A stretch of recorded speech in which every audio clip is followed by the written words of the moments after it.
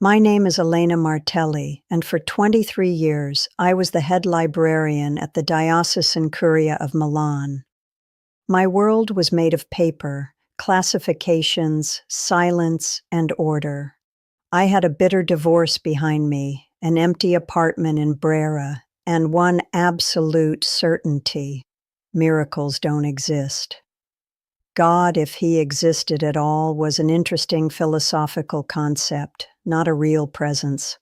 I cataloged tons of religious books with the same clinical detachment that someone would use to organize science fiction.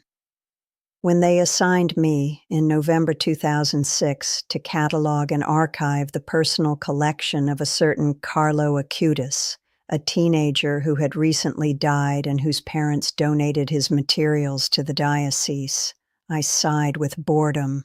Just another youth evangelization project, I thought. I had no idea that those cardboard boxes carried a time bomb ready to explode my skepticism. I had built my walls brick by brick after my marriage fell apart. My ex-husband had been a devout Catholic, always dragging me to Mass, always talking about God's plan. When he left me for a woman half my age, I decided that if this was God's plan, then God was either cruel or non-existent. I chose to believe the latter. It was cleaner that way. So I retreated into my library, into the safety of classifications and alphabetical order, where everything had its place and nothing surprised you. The boxes arrived on a gray November day. Only 3, but heavy. I had to make 2 trips to my basement cataloging room. When I opened them, the first thing that struck me was the organization. Everything meticulously arranged, labeled, cross-referenced. Books on saints, computer manuals, printouts about Eucharistic miracles, all sorted by category, date, location. This wasn't a typical teenager's collection. The boy had clearly been intelligent, methodical, but it was the annotations that got under my skin. In the margins of nearly every document, notes in adolescent handwriting with surprisingly mature thoughts. Next to a report about the miracle of Lanciano, he had written, "He is really there, present, alive." Next to documentation about bleeding hosts, the same message: Jesus is truly present in the Eucharist. This is not symbolic. This is real. Over and over, this absolute conviction from a 15-year-old boy. I found it irritating, that kind of naive certainty, that childlike faith that refused to question. I had studied theology in university, knew all the arguments believers used to justify their faith. But I had also lived long enough to know that the world was random and cruel, that prayers went unanswered. This boy's innocent faith felt almost offensive in its simplicity. Part of me wanted to write in those margins, prove it, but something stopped me. Maybe it was the reverence with which those pages had been handled. They weren't just studied, they were loved. The work took weeks. I found myself staying late some evenings, reading his notes when I should have been going home. My apartment felt too empty, and at least here I had this strange company, this presence of someone who had believed so completely. I read about the miracle of Lanciano, where in the 8th century a doubting priest saw the host turn into flesh and wine into blood. Carlo had assembled extensive documentation, scientific studies from the 1970s confirming it was cardiac tissue, type AB blood, with no preservatives, somehow intact after 1,200 years. The reports were written by atheist scientists who admitted they had no explanation. I read with my librarian's eye, looking for logical explanations, debunking articles, rational interpretations. But the more I read, the less certain I became. These weren't medieval legends. There was actual scientific documentation, medical analysis, testimony from credible witnesses. It was unsettling. Before I continue, I'm really curious. Where are you watching this from? Drop your city or country in the comments below. I love seeing how far these stories reach. And if you're finding value in this story, please hit that subscribe button. It really helps me keep sharing these experiences with all of you. It was during the third week that I found it. Working through the Lanciano file, I noticed two acetate sheets stuck together. When I separated them, a folded paper fell out, yellowed at the edges, clearly older than the other documents. My hand shook as I unfolded it, though I didn't understand why. The note was handwritten in Carlo's script. For whoever finds this, if you are reading this, it is because God wants to show you something. You doubt, but He loves you. You are sick, but He can heal. Do not ignore this sign. Trust. Lanciano was real. He is waiting for you in the Eucharist.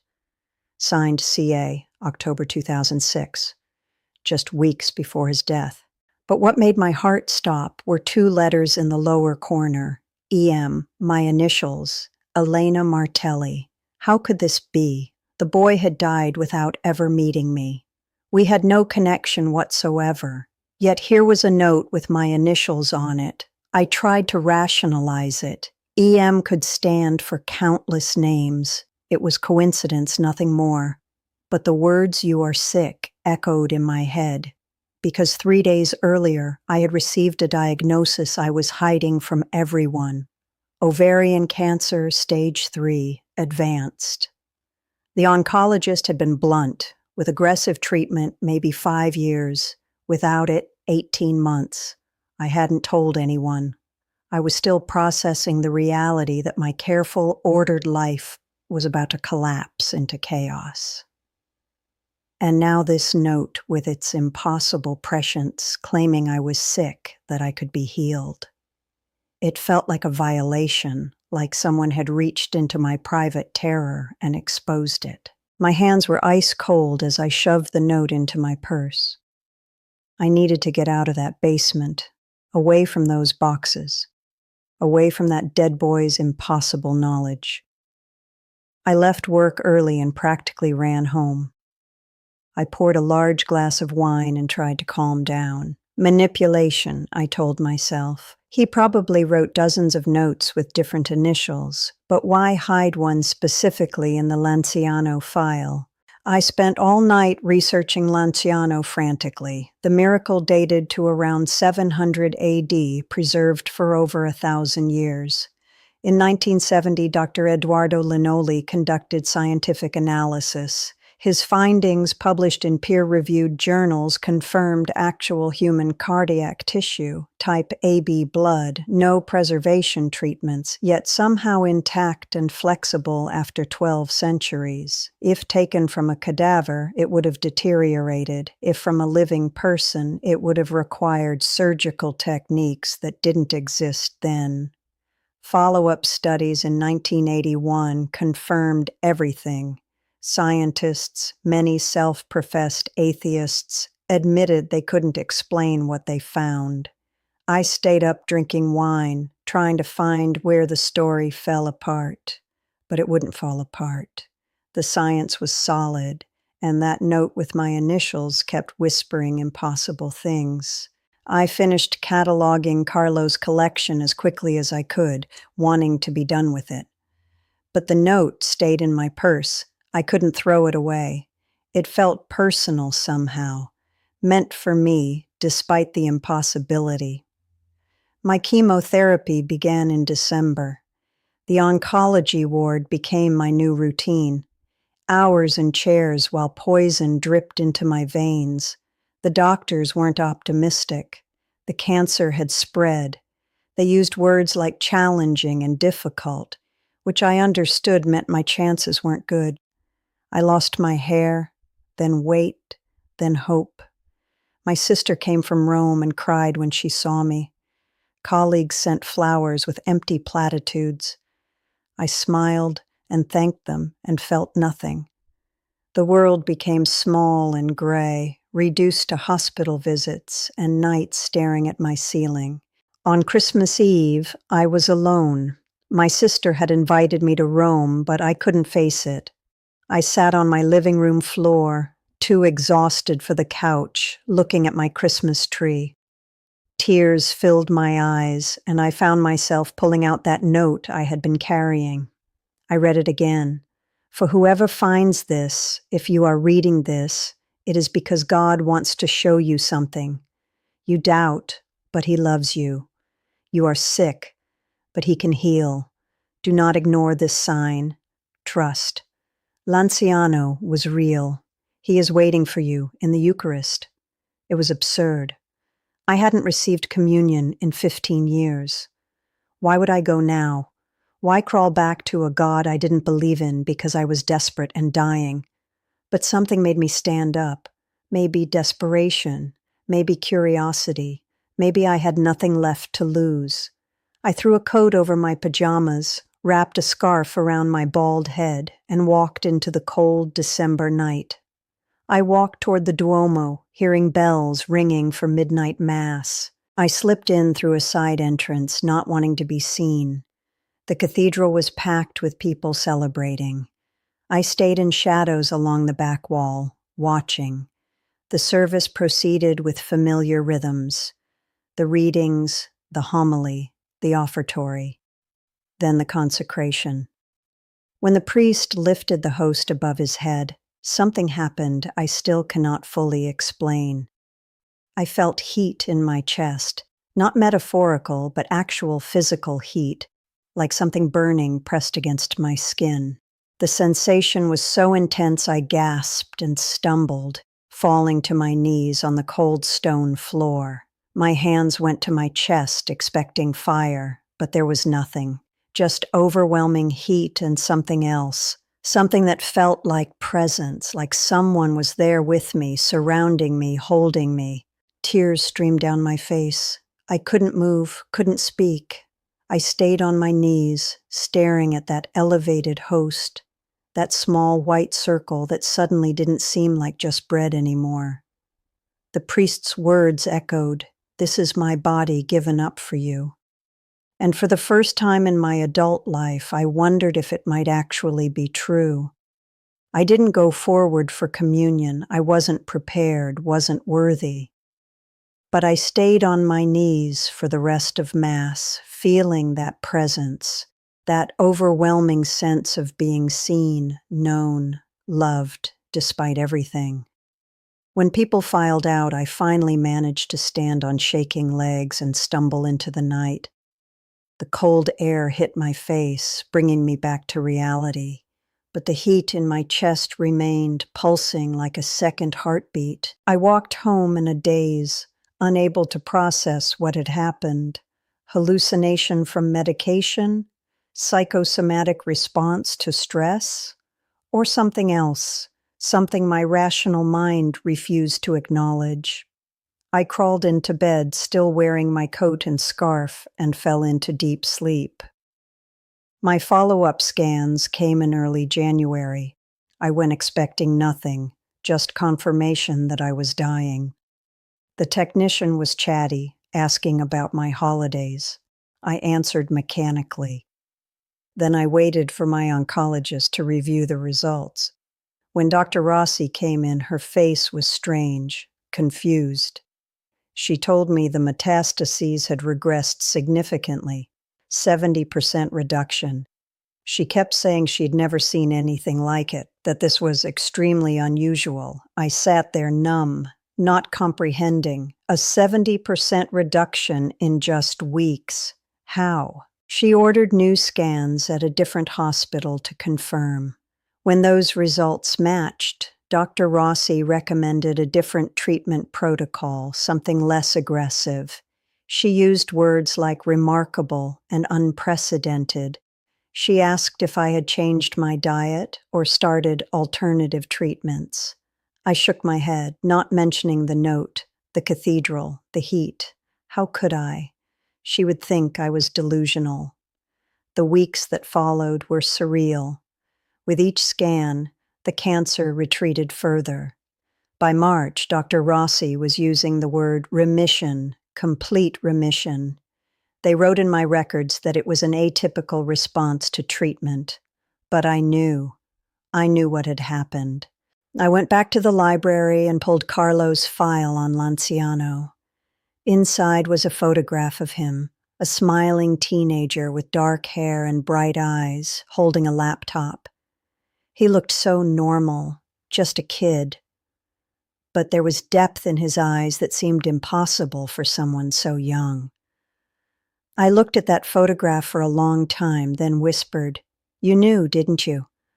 I felt ridiculous talking to a photograph of a dead boy, but I also felt this strange peace, as if across death he was answering, "Yes, I knew. I always knew. It wasn't logical. It wasn't rational, but it was real in a way that transcended logic." I started going to Mass regularly after that, not just Sundays, but during the week, early morning services when the cathedral was mostly empty. I would watch the priest perform the consecration, lifting the host, speaking those ancient words, and every time I felt it, that presence, that certainty that something profound was happening, something my librarian's mind couldn't catalog but my heart recognized as truth.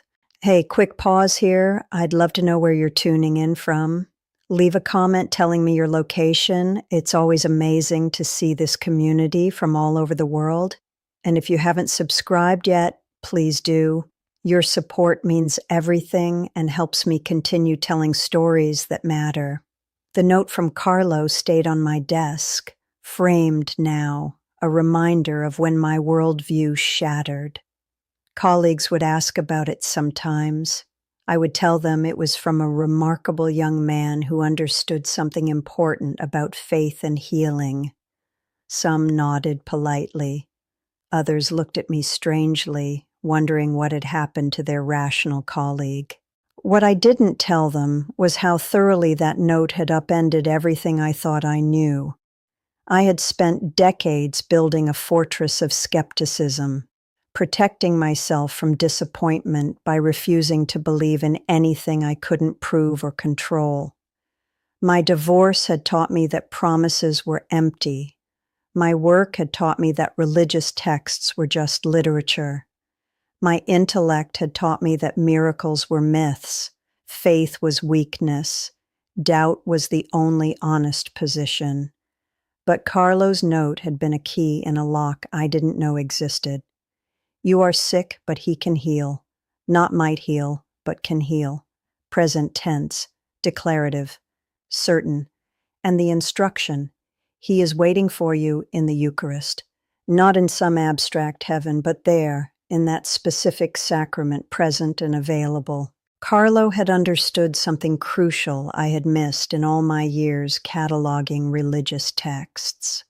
Faith wasn't about accepting propositions or ignoring evidence. It was about encounter, about being willing to stand before mystery and let it transform you. 5 years have passed since that Christmas Eve. I'm still working at the library, still cataloging books. But everything has changed. My remission has held. Dr. Rossi still brings colleagues to review my case when she lectures about unusual outcomes. She just calls it one of those rare cases where everything went right. I let her have that explanation. But I know. Every morning when I go to Mass, I know. When I kneel before the Eucharist and feel that same presence, I know. When I look at Carlo's photograph on my desk, I know. This wasn't coincidence. This was a boy who saw across the divide between life and death, who understood that the mysteries in all those files weren't just historical curiosities, but living realities, and who left a message for someone he would never meet because he knew she would need it.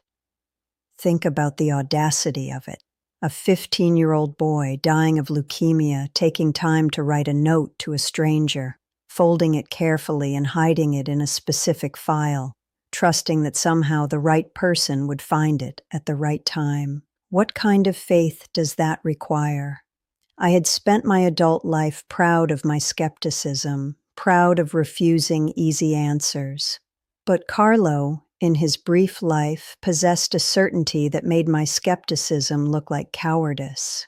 Because that's what it was. My doubt wasn't intellectual rigor, it was fear. Fear of being disappointed again, of being hurt, of hoping for something and having it ripped away. It was easier to believe in nothing than to risk believing and being wrong. Easier to retreat into my library than to stand before mystery and say I don't understand, but I trust. Carlo didn't have that fear, or maybe he did, and chose faith anyway. He was dying, after all. He had every reason to be angry at God. But instead, he spent his last months documenting miracles, studying evidence of God's presence, and leaving notes for skeptics like me. Notes that said you are loved, you can be healed, don't ignore the signs. Carlo Acutis was beatified in 2020. When I heard the news, I went to Assisi for the ceremony, stood in the crowd with thousands of others, many of them young people inspired by his example. I watched the prayers and declarations, thinking about the note in my desk, about how this boy, now blessed Carlo, had touched my life so personally. The church was recognizing his holiness, his extraordinary virtue. But I knew something else.